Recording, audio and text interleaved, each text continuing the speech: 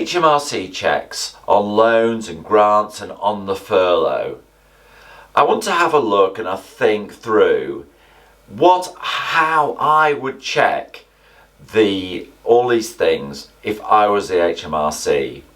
And one of the reasons that I want to look at is because in the budget last time, in particular, the Chancellor said that he was going to fund the HMRC even more with the direct intention of policing all the loans and the grants that have been given over the last number of months. And I think it's an appropriate time to look at this as the grants are coming to an end. I do regular videos on tax and accounting issues, so if you would like to be kept up to date, then please subscribe to the channel. If you press the like button, it helps me get these important messages out, so please do that and help me and the channel. And if you've got comments, then please put comments down. I'll always look at them and I'll answer them as soon as I can. Let's have a look to start with at the self-employed grants. So these are grants that self-employed people have had, and there have been actually quite loads of them now, all the way through, and tradesmen and self-employed people have received these grants. So how can they be checked? Well, first of all, you've got to be careful. So you've got to be careful to make sure that you put the grants on your tax return. There'll be a separate box on your tax return, so the revenue will be able to match up what's on your tax return to what they've given you. I sort of think with these self-employed grants that they slightly missed a trick, because what they've done is they said they're taxable, but they've given you the money and then later on they're going to make them taxable. I'd have thought that would all be a lot easier if they'd given to them to self-employed people net of tax, and then there wouldn't be the risk to the revenue of giving the money and then be taxing on it. But maybe that's something that they would have done with hindsight, which of course was not possible in the slightly fevered atmosphere when these grants were initially given out. So to start with, just make sure it's on your tax return. Now it is difficult because when they gave the money, they asked you which bank account it was going to go into, and for a lot of people they have a business bank account, but that money might have gone into your personal bank account. So if you just do your tax return from your business bank account, it'd be really easy to miss. So I think that's something that's quite important. You may end up with quite a big tax bill as a result of the tax on these grants, if you have done a reasonable amount of trade, and in particular it affects your payments on account. So if that is an issue for you, then please ask about it, because we can think that through and maybe reduce your payments on account. The next thing I want to look at is bounce back loans. Now bounce back loans are huge because the sums involved are very substantial, and there's something, I don't know, bounce back loans and C-bills loans between them, something like 1.4, 1.5 million separate loans and tens of billions of pounds. Now I think the first people who are going to check on these are the banks. So the easiest way to get money incorrectly is to have, if you've got two bank accounts with your business, then when you if you ask for the money twice, one with the NatWest, say, and one with your Barclays account, you'd almost certainly have got that money, but it's not correct and you shouldn't have had it. And I think the first thing that will happen is that they'll do cross checks on those bounce back loans. So if you have in error claimed two bounce back loans, I would pay back, so you've only got one per business, because it's wrong, and because the money could be asked back at very short notice, and if somebody's just going to randomly ask you for the money back and ask you with 28 days notice, then that could put you into a real financial difficulty. So if you have erroneously asked for the money, be in charge, be in control, get your loans in order. I think with the bounce back loans as well, if you have asked for them correctly, and the payments just go through, I can't believe that anybody's going to check greatly. They might do, but I can't believe that's where the focus will be. I think for people who never make a payment, so the payments start in April 2021, and go on for the next up to 10 years or up to 9 years further, I think they will be watching for early months non-payments, and there they can look perhaps for fraudulent claims, particularly if you've taken the money out as a director.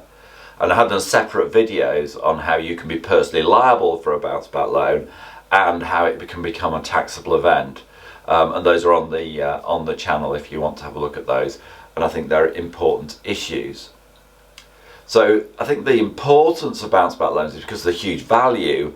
And anecdotally, I do believe that some people have taken out more than one loan that they shouldn't have done, or taken out a loan, taken it out of the business, or taken out a loan and then folded the business. And I think if you have done that, you need to be really careful about it.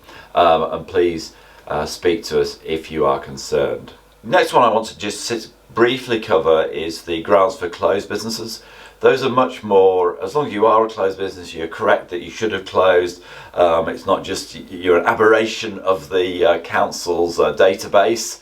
As long as you should have done, I don't think that those will be the focus of the revenues investigation. I don't think actually that's where all the most of the money is. I think where a lot more money is, and a lot more general, is in the furlough. And anecdotally, you hear that there has been an amount of furlough fraud. So how would I check that if I was HMRC? Well, there are some simple checks they can do. They can check because they're going to get your VAT return every quarter, and then they're going to get your furlough claim. So if you're claiming, and they know what your payroll is, so they've got all that data. So if you're claiming half your staff for furlough, but your revenue is actually up or similar, then I would investigate that if I was doing it at HMRC. If your revenue is static and you're just claiming the odd person for furlough, that seems reasonable because it might be for somebody who is shielding. But